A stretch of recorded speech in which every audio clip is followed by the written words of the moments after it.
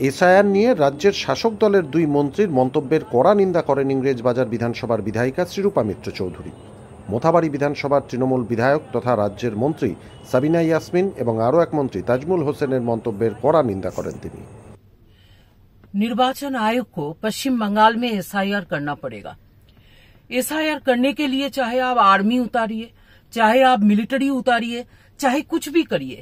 लेकिन यहाँ पे एसआईआर करने के लिए जिस तरह के टीएमसी के मंत्रियों ने, जिस तरह से टीएमसी के लीडर्स, जनप्रतिनिधि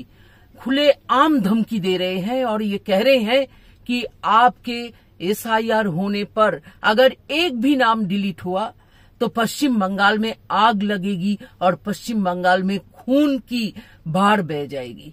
अभी देखिए, हाल ही में हमारी मालदा जिला से जहां पे सांसद खगेन मुर्मू को बुरी तरह से अटैक करके किस तरह से घायल किया गया है, वहां से दो मंत्री, एक साहिबान हमारी साबिना यास्मीन खान जी और साथ में हमारी ताजमुल हक साहिबा, उन्होंने दोनों ने इस तरह से वार्ता दिया है, खुले आम उन्होंने कहा है कि अगर एसआईआर होगा और उसमें से एक भी नाम डिलीट होगा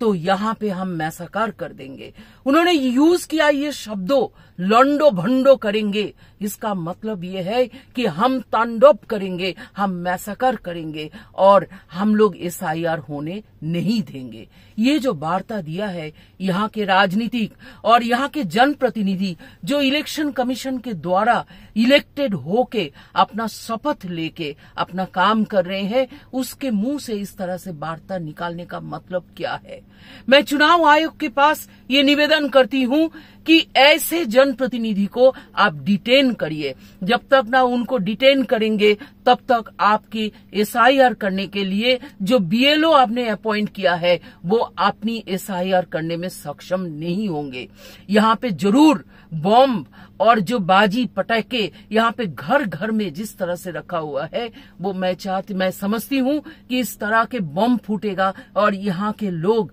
इसमें घायल हो जाएंगे। अगर एक सांसद को इस तरह से घायल किया जा सकता है, आप अंदाज लगा लीजिए आम जनता की हालत क्या होगी। आम जनता, पश्चिम बंगाल के लोग यहाँ पे परिवर्तन चाहते हैं, वो चाहते हैं कि वोट देने के लिए वो सक्षम हो। लेकिन ये कहना चाहती हूं मैं कि पश्चिम बंगाल पे हमारी साधारण जनता जो है, जो गरीब वोटर्स जो है, वो वोट नहीं दे पाते हैं। उनके नाम पे कोई और वोट डाल देते हैं और डुप्लीकेट वोटर, फेक वोटर और जिसके नाम वोटर लिस्ट में नहीं होना चाहिए, डेड वोटर जो प्रदेश को छोड़ के बहुत पहले चले गए और बहुत सारा वोटर कार्ड अलग अलग प्रदेश में बना लिया है, उन लोगों का नाम आज भी वोटर लिस्ट में है। अगर ये नाम डिलीट नहीं होगी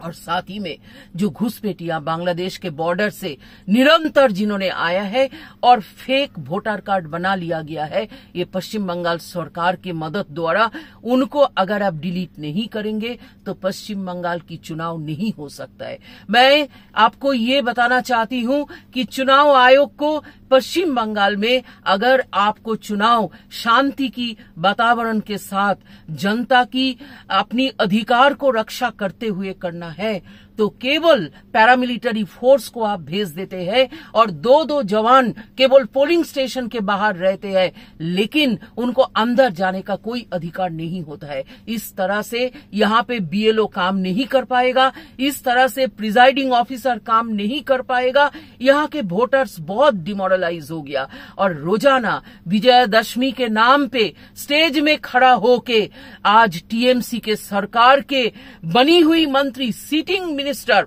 उन्होंने जिस तरह से धमकी दे रहे हैं और जिस तरह से चुनाव आयोग का जो सम्मान है, जो कानूनी अधिकार है, उस अधिकार के ऊपर अंगुली उठा रहा है, उस तरह से हम देख रहे हैं कि यहाँ पे चुनाव नहीं हो सकती है। अगर इस प्रकार के चलेगा तो पश्चिम बंगाल की महिलाओं की ओर से मैं बोल रही हूँ, हम यहाँ पे वोट नहीं होने देंगे। अगर हम वोट तभी होने देंगे जब यहाँ पे सुरक्षा पूरी होगी, जब यहाँ पे आर्मी उतरेगा और जब यहाँ पे वोटर लिस्ट क्लीन होगा, तभी हम यहाँ पे वोट देने देंगे। और आप समझ लीजिए कि पश्चिम बंगाल की धरती में वीरांगना महिषी महिलाओं की जन्म हुई है। आप जान लीजिए इस बात को, ये भारतवर्ष है। यहाँ पे हमने महिलाओं ने पद्मिनी रानी को देखा है, जिन्होंने राजस्थान में अपनी मान सम्मान लूटने का डर से देश के सम्मान को रखने के लिए जिन्होंने आप तो बलिदान दिया है अग्निकुंड में, और साथ में